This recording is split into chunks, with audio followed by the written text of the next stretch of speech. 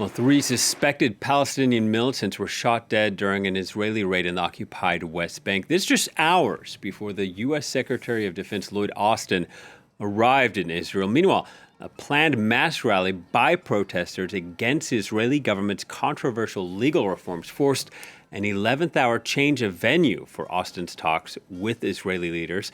Earlier, we spoke to our correspondent, Irris Makler, on the road from Jerusalem to the airport, and she explained why these reforms were so controversial. They're controversial, say the protesters, because they're going to change the democratic nature of Israel. A Jewish and a democratic state will have no more checks and balances, and the right-wing current coalition will have control of the judiciary and choosing the judges.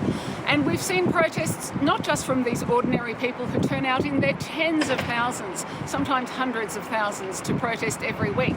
But we also see, for example, judges, doctors, economists, because we're seeing capital flight from Israel. We've seen reserve soldiers, pilots saying they will no longer go to training and they won't accept to fly and to defend something that is not a democratic state. So all of that coming together right now is why we're seeing this pressure. It's like a pressure cooker, partly because the changes are going ahead at breakneck speed.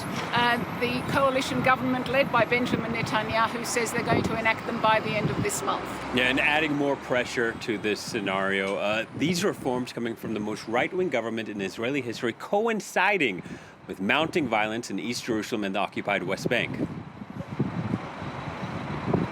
That's right. And the two things, I guess someone said that, Israel has endured intifada, that's a Palestinian uprising before, but it hasn't endured an intifada from the Jewish settlers, as well as from the Palestinians, and indeed from the majority or a large part of ordinary Israelis turning against their government, and now we see even reserve soldiers. So all of these things coming together, I think that's part of what Lloyd Austin will be discussing in the two meetings he's holding today, reminding Israel that this is something that America doesn't like and that it wants some kind of restraint ahead of, we are now in the month of Ramadan, Easter and Passover. And when those three coincide, as they did last year, tension really rises, and they're trying to de-escalate ahead of that festival.